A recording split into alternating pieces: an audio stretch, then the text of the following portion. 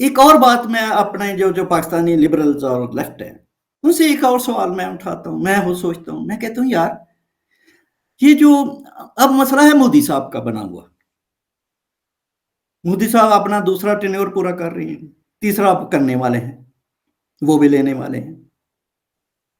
अब अंदाजा लगाएं कि पाकिस्तान जो है, पाकिस्तान ऑफिशियली कह चुका है कि जब तक मोदी साहब हैं हमारा इंडिया के साथ हमारे ताल्लुकात नहीं बन सकते। सही है। पहली तो बात है जनाब, आप 15 20 30 40 साल तक इंतजार करते रहेंगे। कब आपका पसंदीदा फेवरेट कोई इंडियन वजीर आजम आए, पाकिस्तानी मेड होगा वो आए और फिर आप उससे कोई अच्छी सलाम दुआ लेंगे। मेरा ये सवाल है इसके ऊपर कि जनाब मैं 5-6 डेकर्स जो हैं मेरी एज की उम्र के होश वाली के, मैं अपने पाकिस्तान से और अपने पाकिस्तानियों से पूछना चाहता हूं, जनाबे मन, मोदी तो हो गया फनेटिक हिंदू हो गया, वो बुरे मानों वाला हिंदू वो हो गया, मुझे बताएं आज तक आपको कौन सा वजीर आजम पसंद आया था नेहरू से लेके? नेहरू और गांधी एक बड़ी शख्सियत थे ना, सॉफ्ट भी थी लिबरल भी थी। गांधी ने तो पाकिस्तान के लिए जान दी हुई है, पाकिस्तान की फेवर करते हुए वो मारा गया। हमारे प्रेस में, हमारी किसी एकेडमिक बुक में, हमारे किसी नैरेटिव में नेहरू और गांधी के लिए एक छोटा सा लफ्ज भी उनकी तारीफ में नहीं है। यार आप मोदी को रो रहे हैं, मोदी फनेटिक है, नेहरू फनेटिक था, उसके साथ आपकी क्यों ना बनी भाई? जितने भी उसके बाद आए, कब पाकिस्तान के इंडिया के साथ अच्छे रिलेशन रहे हैं? किस वजीर आजम के साथ रहे हैं भाई? वो 65 में आपका जो शास्त्री साहब थे, जो मैं बच्चा था उस वक्त 65 की जंग में, हमने शास्त्री जो था उसके साथ हमने जो कार्टून बनाए थे, जो तराने बनाए थे, इंदिरा गांधी के जो हमने एज ए औरत जो तराने बनाए हुए हैं, आपको जंग खेड क्या, नहीं होंदी जनानियां दी। मैं क्या आपको कहूं?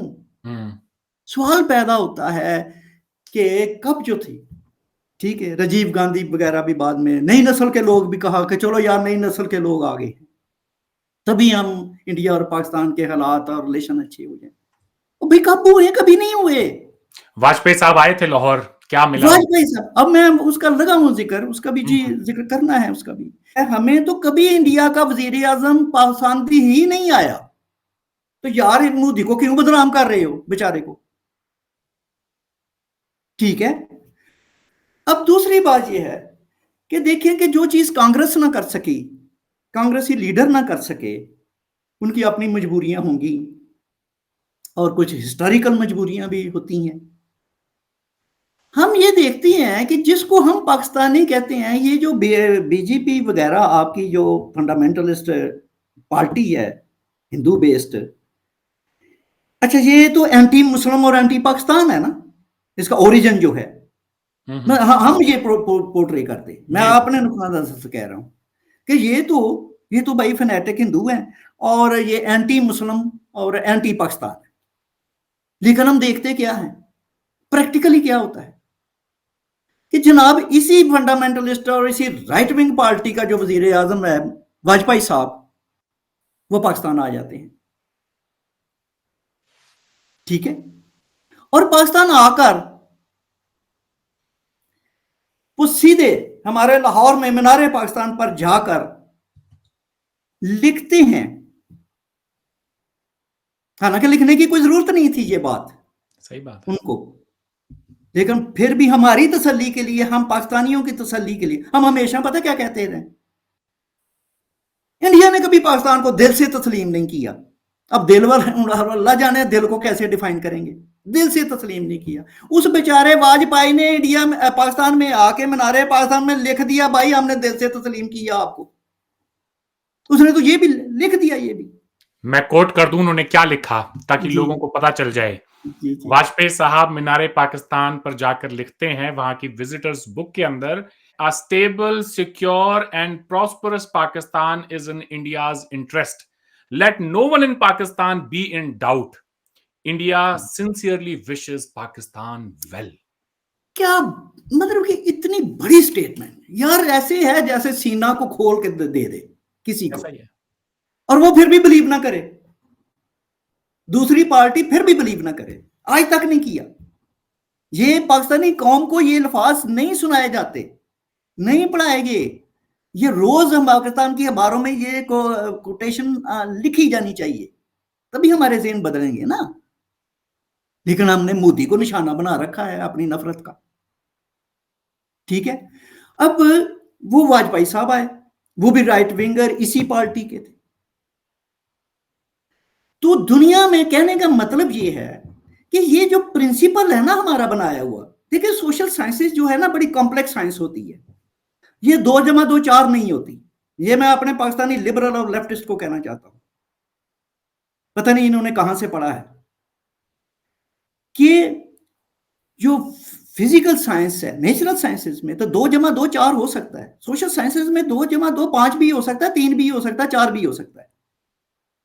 अब देखिए हमारा प्रिंसिपल ये बनता था कि जो यार जो लिबरल होगा, जो लेफ्टिस्ट होगा, वो अच्छा इंसान होगा, वो अच्छे लोग होंगे, वो पीसफुल को एग्जिस्ट करेंगे। यही है ना।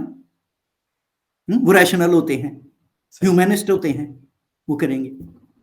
नहीं, ये जो राइट विंग है ना, ये तो होते ही फैनेटिक हैं, ये तो नफरत बेस्ड इनकी तो सारी होती है। ये तो किसी के साथ 2 घड़ी बैठ ही नहीं सकते।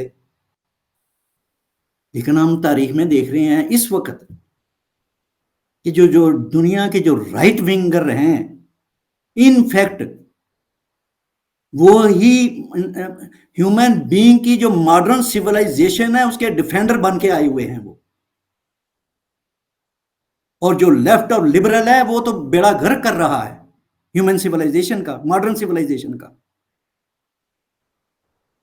तो होता ये है कि वो राइट विंग जो है वो खुलेआम वही पाकिस्तान को कहते हैं कि हम आपको तस्लीम करते हैं, आप सिक्योर रहें, आप खुशहाल रहें, आप फले फूले, और इंडिया जी, आपको कबूल करता है, एक छोटी-सी सीने बात से लगाता है। ऐड कर दूँ, एक छोटी-सी बात इसमें ऐड कर दूँ, आप थोड़ा-सा पानी पी लें तब तक, बड़ी लंबी आपने तवील गुफ्तगू की है।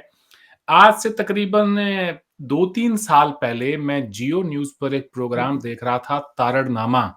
उसमें पाकिस्तान टेलीविज़न की एक बहुत ही एमिनेंट पर्सनैलिटी मुस्तंज़र हुसैन तारड़ साहब आए हुए थे।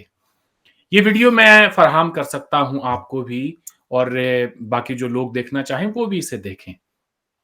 तारड़ साहब ये बात उस प्रोग्राम में फरमाते हैं कि जब वाजपेयी साहब तशरीफ लाए तो तमाम एजेंसियों के लोग उनके पास आए और वो उर्दू में ट्रांसमिशन के लिए उनको जिम्मेदारी दी गई थी अच्छा कि अच्छा आपने पूरे इवेंट की उर्दू ट्रांसमिशन अच्छा। पर बात करनी है।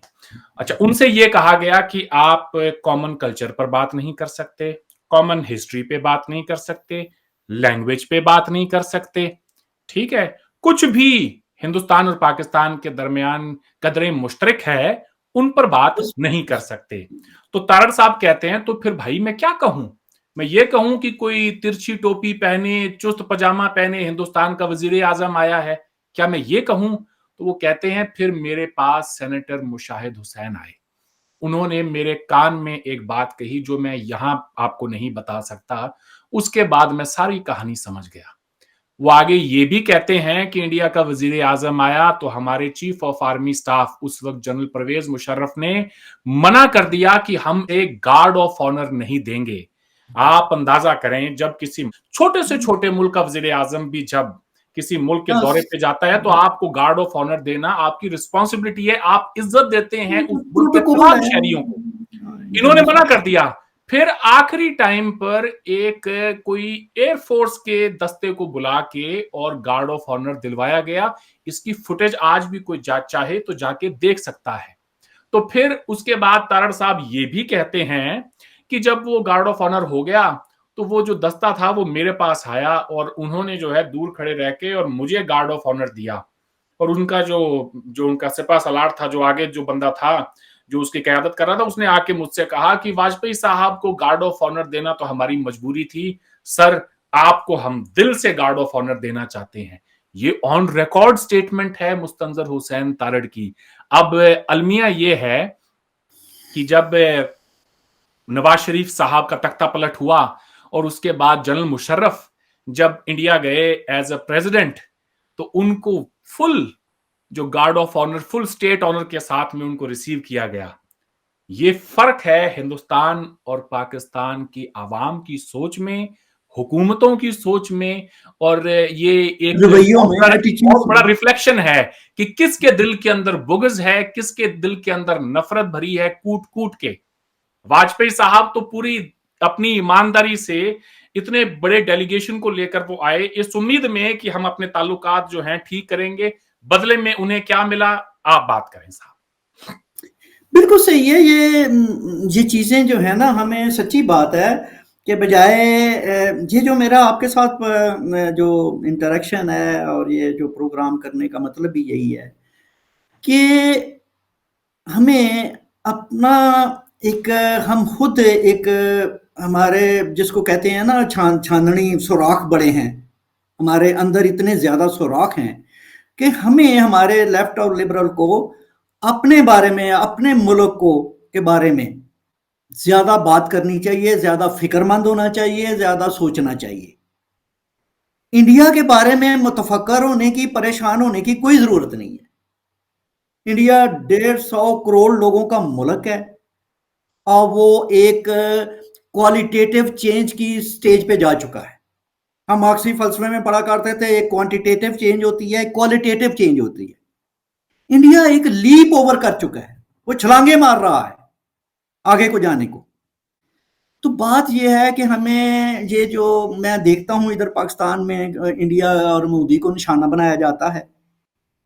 मैं अपने लिबरल दोस्तों को कहूंगा कि आप मोदी के खिलाफ होकर, मोदी को निशाना बना के आप कोई पॉजिटिव कंट्रीब्यूट नहीं कर रहे। आप पाकिस्तान इंडिया की नफरत को बढ़ाते हैं। ये हम अगर लिबरल हैं, लेफ्टिस्ट हैं, तो हम तो को एग्जिस्टेंस की तरफ जाएंगे ना, हम पीसफुल रिलेशन की तरफ जाएंगे। हम और मोदी साहब एक इलेक्टेड लीडर हैं, ये बात और इन वो लोगों को लेफ्टिस्ट समझनी लीडर चाहिए। है। मैंने अपना ये लिखा था फेसबुक पे, अपना अरवन साहब चंद दिन पहले, कि भाई साहब हमारा दिल करता है कि इंडिया का वजीर आजम पाकिस्तानी चुना करें, तब इनकी हमारी तसल्ली होगी। उसके बगैर तो तसल्ली नहीं होने वाली। आप जिसमें को मर्जी बनाएंगे, मोदी कल को नहीं भी रहेगा, डेमोक्रेसी है, कोई और आ जाएगा, तो हमें तो पसंद उसमें भी नहीं आना। तो आपको अपना वजीर आजम हमें बनाना पड़ेगा, हमसे। फिर मैंने लिखा कि यार मुझे कोई बात बताओ मोदी साहब की कि उन्होंने कोई एंटी इस्लाम या एंटी मुस्लिम कोई स्टेटमेंट मुझे दिखा दो, मैं मान जाऊंगा आपकी बात को कि वाकई मोदी जो ऐसा है। लो जी, पूरे फेसबुक पे किसी ने उसकी कोई कोटेशन, कोई स्टेटमेंट कोड नहीं की। क्या किया? वही रटा रटाया बकवास जो है, वो बीजेपी ने ये किया, वो गाय का फलां वाकया हुआ था, वो फलां रोड पे, फलां सड़क पे। लो ये तो यानी कि नफरत को नहीं छोड़ना।